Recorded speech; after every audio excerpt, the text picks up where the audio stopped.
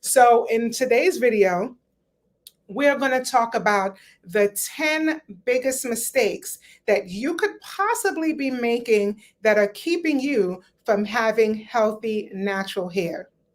Okay, so here's the deal.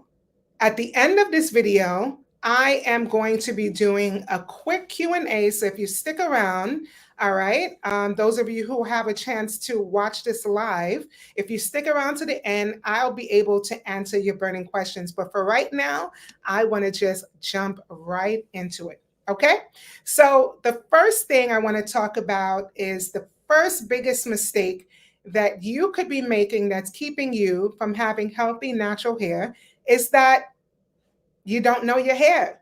So at the end of the day, you end up wasting a lot of time because you don't understand your own hair type. You don't know what your curl pattern is. You don't know what your density is. You don't know what your porosity is. You don't know what you just don't have, and you don't know if you have fine hair, medium hair. You don't know if you have coarse hair. You don't know. You have no clue about your hair. So what ends up happening is that you don't know what to follow. You don't know who to follow. You don't know what products to buy. You're just kind of a leaf in the wind going any which way, and you just get overwhelmed. And a lot of times that overwhelm leads to giving up. In 2024, there's still people that are transitioning to natural, whether it be from a chemical treatment or whether it be from years of wearing your hair blown out straight. Maybe it could be color or anything, relaxers, Brazilian keratin treatments, Japanese straighteners. There's still people now that are transitioning to natural hair. So the first thing I'm going to say is to make sure you have an understanding of your hair. Your unique, it's just like a fingerprint. Although you may find others that might have a similar curl pattern or similar hair type, your hair has a unique identity. And I love that for you.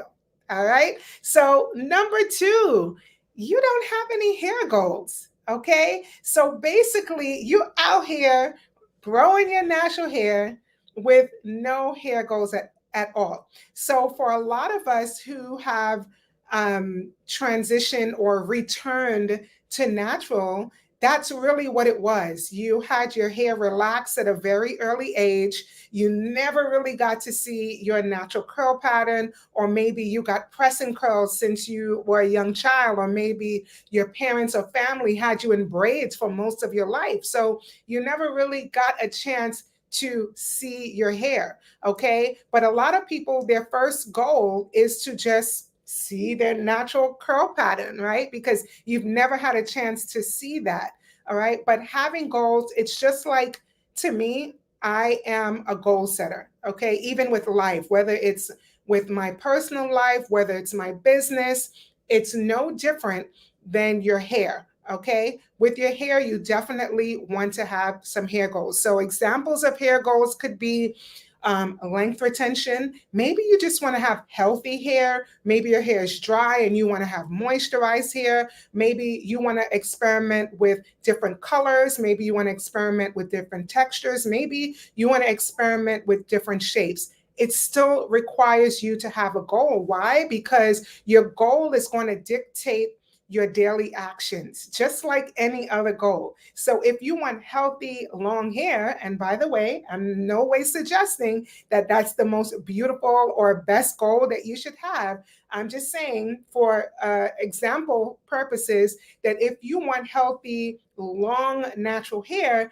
there are certain moves that you could make daily that would not be conducive to that hair goal. So you want to make sure you set the goal so that you know your daily actions are going to be reinforcing that goal.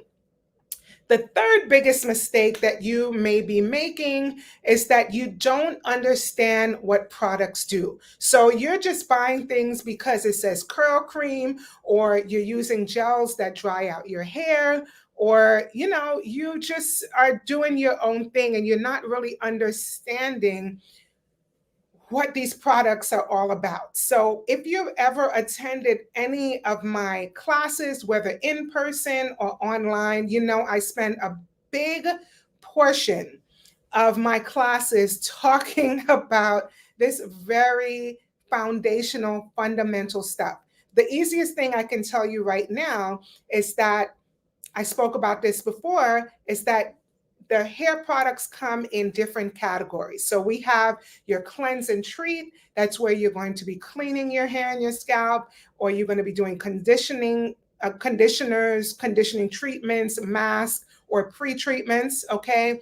Then you're going to have your prep products like a leave-in conditioner or a serum or something like that, or maybe some type of scalp treatment. And then you're going to have your stylers, okay? And that's where you're going to see your curl creams and your gels and your mousses and your styling foams and things like that, okay? That's where you're going to be getting your styling. That's where you're going to be getting your hold. And then you have your finishers. All right. And your finishers is going to give you the last finishing touches, whether it be for shine, whether it be to start controlling a little bit of flyaways and things like that. So that's just a brief introduction of some things that you need to understand about your products. Earlier, somebody asked me about a leave-in when they should have been using more of a styler. Okay. So that's just an example of having the right information that's going to help you to save time and money when it comes to this natural hair journey or this textured hair journey. Mistake number 4, you don't protect your hair at night. So I know some of us wake up like we've been having a fight with the bonnet, or like we've been having a fight with the satin cap. I know that's me. Sometimes I'm just like, what is happened to me? All right. But the idea is the intent. The intent is to maintain your hair at night. It's one of the most important times of the day in terms of caring for your natural hair or caring for your textured hair. All right. So just laying down on your pillow and going to sleep at night, it seems um, like a good idea when you're tired and you just want to go to sleep. It seems like a great idea when you're like, what's the big deal? I'll be okay. It's only one night. And then you wake up, your edges are dry. Okay. Your hair feels dry. It's frizzy. It's starting to matte in certain areas, and it doesn't look as good. Nighttime care is going to help you to reduce friction. It's going to reduce breakage. It's going to give you longevity with your style. And it's overall going to help you to lock in moisture and just have an overall healthier hair. So definitely night maintenance is key when it comes to growing healthy, natural hair. All right. And it's a big mistake if you don't do it. Mistake number 5. Mistake number 5. I see this all the time and it's so misleading. And that is you don't protect your hair under protective styles. Now, why I say it's misleading is because when people hear the namesake protective styles, there's a certain kind of confidence that it gives you that I'm wearing a protective style, so of course my hair is protected. But no. There's certain things that you need to understand when going into a protective style. Your hair needs to be treated and cared for before you do the protective style, treated and cared for during the protective style, and treated and cared for when you remove the protective style. Okay. Otherwise, you wear that protective style in vain. So a lot of times people are wearing protective styles to take a little break, low manipulation, give you some time to either transition from your relaxed hair, give you some time to not have to style your hair, or like I jokingly mentioned earlier, it's a great time for vacations. Or, you want to switch it up. You want a different length, you want a different texture, you want a different color. It's a great way to do that until you're snatched when you take the protective style out. Okay, when you the whole idea for me, I know I'm being a little extra or dramatic, but the whole idea for me is versatility. So whether you're wearing your hair straight, whether you're wearing your hair curly, whether you're wearing a protective style, when you remove the protective style, you should be able to go back. Like you should be able to see that there's some improvement or nothing at all. Worst case scenario, you still look the same. Okay, to me, that's okay. All right, so mistake number 5. Pot, oops, I don't know if that is politically correct, so I'm going to remove that last what do you call those things? Um, what do you call those? What do you call those? It's leaving me right now, but it's a saying. It's not an idiom. All right, this is not the time for me to test my my high school and college education here. But there's a word for that when you say things like not that this doing to that. Anyway, so you don't take care of your body. This is for me right here. This one right here, I'm not even coming for y'all on this. This is me for me reading it to me, right? So let me just go ahead and talk to myself. Okay. So when I say that, I'm talking about water, I'm talking about vitamins. Even if we just stop right there, how many of you are drinking enough water and taking your vitamins? Even if we were to just stop right there, so I don't throw you all the way underneath the bus. Okay. So we're talking about water.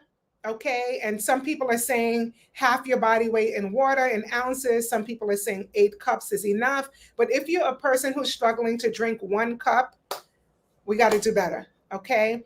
Vitamins, especially, because what I found, especially now that a lot of people went natural because they were experiencing damage here or breakage, and then they go natural or return to natural and realize that the damage and breakage is still there, that you realize it's an internal problem. So a lot of times women are suffering from iron deficiencies. That's a leading cause of hair loss and different types of alopecia that can be caused from medication. Everything is not stress. I know we're under a lot of stress, but not everything is stress. Okay. But we are under a lot of stress. I'm not negating that, but not everything is that. Okay. So, and then we could do stress relievers. I'm working on that with the deep breathing, meditation, prayer, the serenity prayer. God give me the something to do this, to do that. Meaning, listen, if it's out of God, give me the wisdom to know that things can change or things will change, and the wisdom to know the difference between Google it, the serenity prayer. It's a good one. Okay, exercise, diet. I know this is easier said than done, but sometimes people ask me, what can I do to make my hair grow? What can I do to solve this dryness? What can I do? I have an itchy scalp. What can I do for the dandruff? And sometimes there is just no topical answer.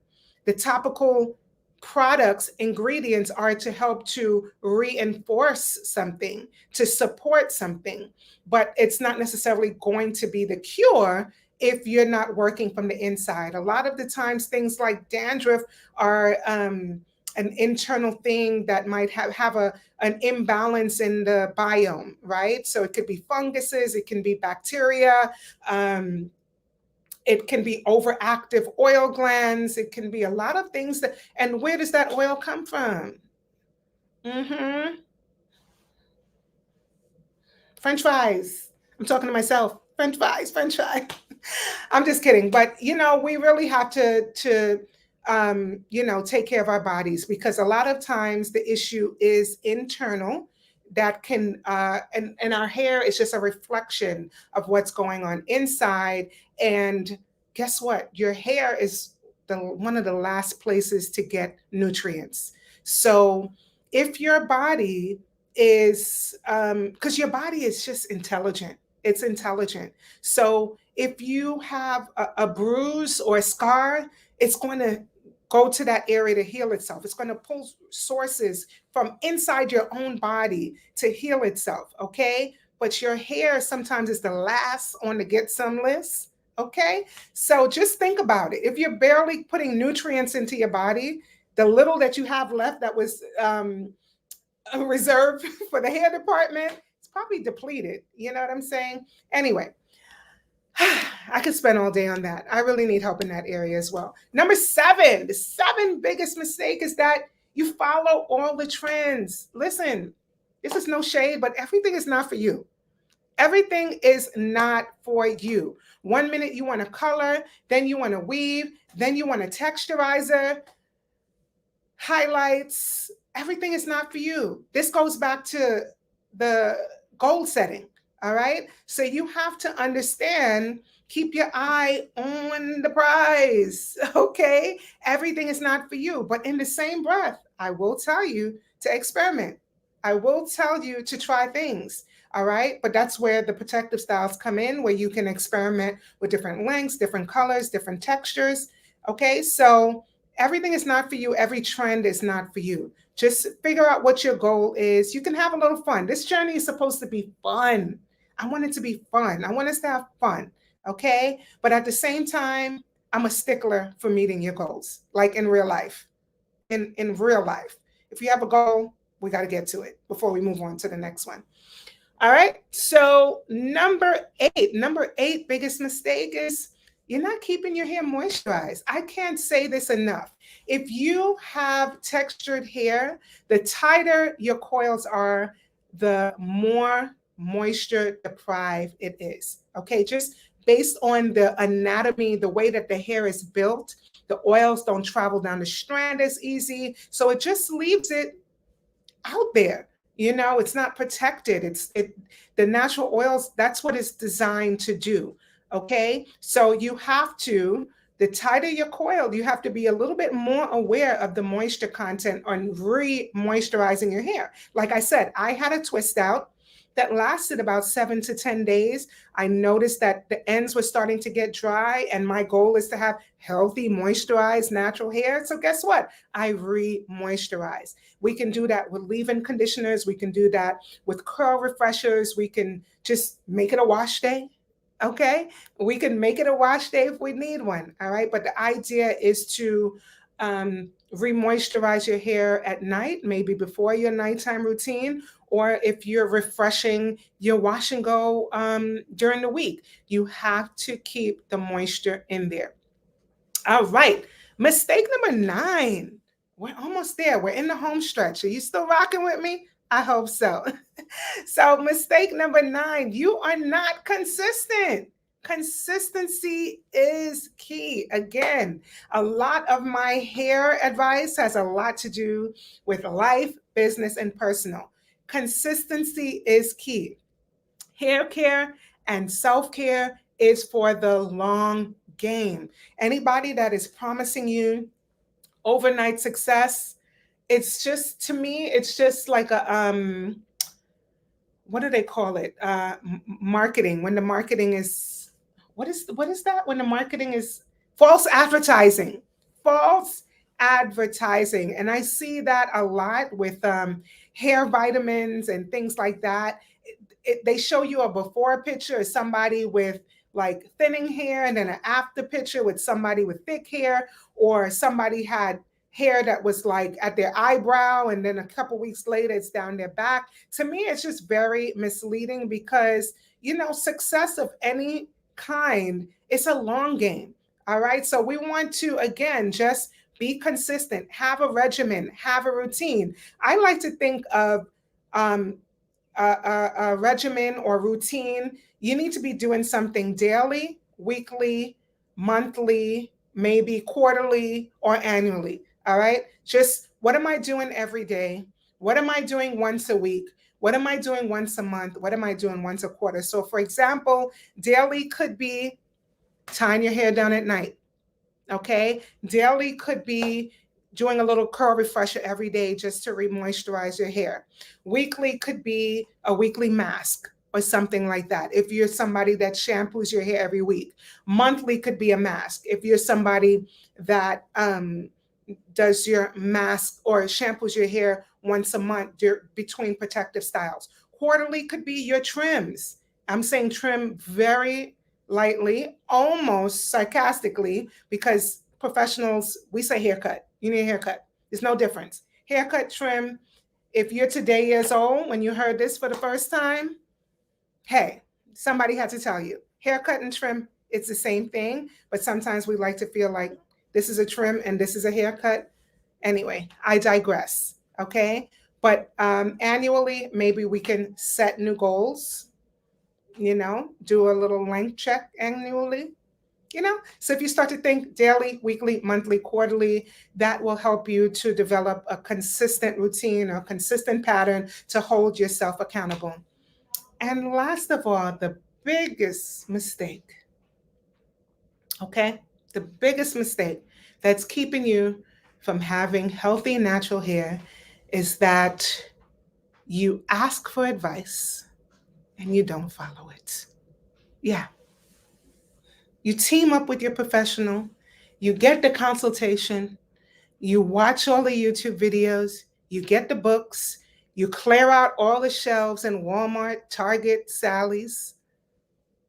Yeah, I'm watching you. I know what you do. You've been in my chair, and I give you the advice. I tell you exactly what to do. I even wrote it down for a few of you, okay?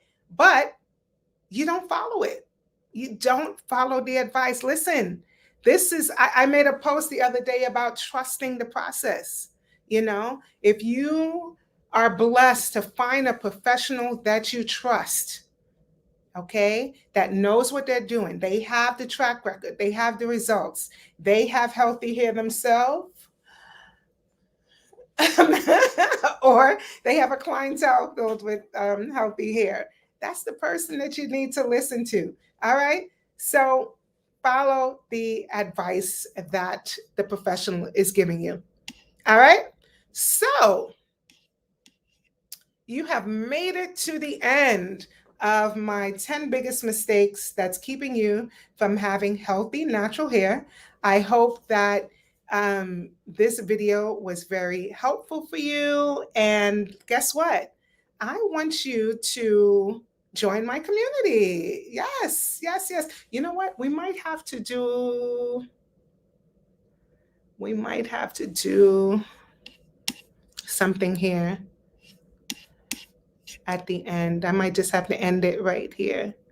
All right. But I do want to say, listen, if you've heard all of the mistakes and you feel like you still need help and you still need support, there's a link to download my app. And you can connect with me and we can talk about some more options and solutions, whether it be one-on-one or whether you just end up right here in my chair. All right. So thank you guys so much for watching. Check for all the links in the description and I will see you guys soon. Ciao. What about questions? Oh, should I do that on the video? Should I do it here? You can. We'll end it there. Come on, now answer the questions. Answer the questions on live, yes. You know what? Because you can cut this part if you're sending. All right, I'm gonna keep going here. Mm-hmm. All right. We're going to keep going here and we're going to keep going here. Did I have any comments here? If you have any questions, if you're on Facebook, you're on Instagram, YouTube. If you're on YouTube and Facebook, put your questions in the comments and I'll be able to answer them. Okay, advice on curl. And then Instagram, you have any questions? Shoot. Okay, any advice for curl reformation after a client has been smoothing and heat styling for extended period of time? Oh my gosh. So the unfortunate part about that's heat damage. I didn't even get to talk. As much as I talked, I didn't even, how long was that video? The video was about, oh, that's not bad. That's a good little video. About 20 minutes. Mm-hmm. That's good.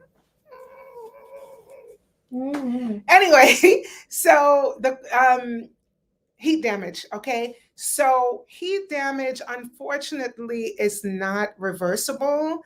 Um, there's some bonds that have been broken there that cannot come back, almost like what happens during a relaxer. Now, I know when you hear bond, you might be thinking about bond repair or some of those products that are on the market right now, but unfortunately, heat damage cannot be restored. So you might be able to get a little wave or something back, maybe with a steam treatment or with a moisture mask. But honestly, just prepare the client. Is this a professional?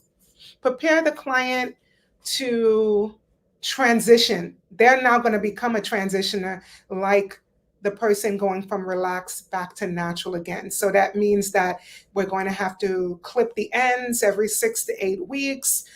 Maybe transitional styles like a flexi rod set, a 2-strand twist, flat twist, that help to look more like a textured style, but not necessarily look more like a textured style. But the only issue with that is that if it gets wet, it'll go right back straight again. And of course, just stay away from the heat for a little while. Now, and I know that sounds like a little discouraging, but the good thing is that when that new healthy hair comes in, you can now use really good thermal protectants, certified heat protectants that protect the hair up to 450 degrees. I flat iron my hair 2 to 3 times a year. My daughters do it pretty much every 2 weeks, and we all have maintained our natural curl pattern. Okay, for the most part, if you're not too excessive with it. All right, so when that new hair comes back in, they may be able to safely straighten their hair, but from a more of a protective standpoint. But for now, it's only two ways to deal with that: either big chop or clip the ends every couple of weeks and do some textured styles to just transition them back. How often should you exfoliate your scalp? I think that, that's a great question. I actually did a podcast interview with one of my colleagues. Her name is Nicola Forbes Martin, and she's a trichologist. And trichologists are experts with hair loss and scalp conditions. And the reason why I'm bringing that up is because, and I almost gave a cookie cutter answer. I felt like I was going to try to challenge myself to do it, and I just couldn't do it, guys. I hope you appreciate the fact that I cannot just throw out an answer, because I could have just said, oh, once a month, right? I could just say exfoliate your scalp once a month. But I just want you to keep this in your back pocket, that not everybody's scalp needs to be exfoliated. Sometimes there's already an inflammation happening on the scalp. Okay, like CCCA, that's an inflammation that happens in the crown area. Any type of dermatitis or folliculitis.